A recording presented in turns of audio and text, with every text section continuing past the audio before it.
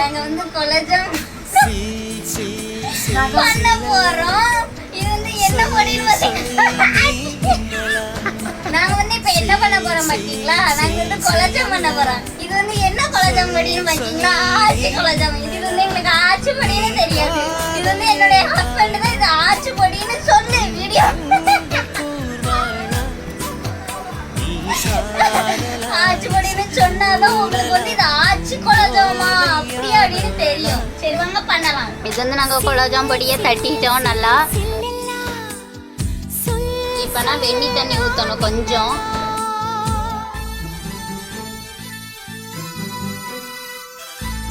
இப்ப தண்ணி கொஞ்சம் ஊத்தி இருக்கோம்னா அப்புறம் கொஞ்சம் நெய் உங்களுக்கு.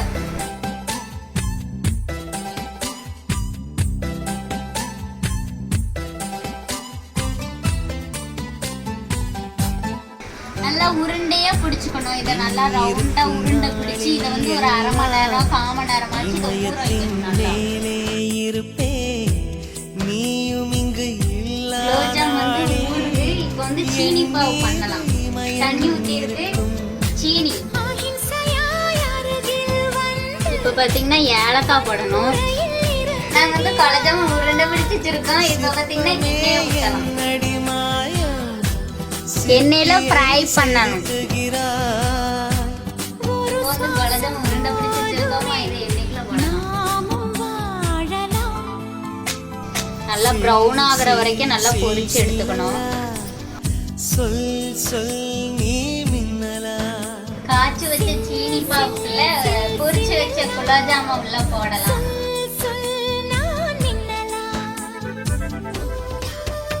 இப்போ வந்து சீனி பாவுக்குள்ள பொரிச்சு வச்ச குலோப்ஜாம் உள்ள போட்டாச்சா. இனிமே வந்து இது ஊறினதுக்கு அப்புறம் நம்ம சாப்பிடலாம். எப்படி இருக்கு டேஸ்ட் பண்ணலாம். எவ்வளவு நேரம்? அரை மணி நேரம் ஆகும். குலாப் ஜாமுன் ரெடி ஆகிட்டு டேஸ்ட் பண்ணி பார்ப்போம் எப்படி இருக்குன்னு.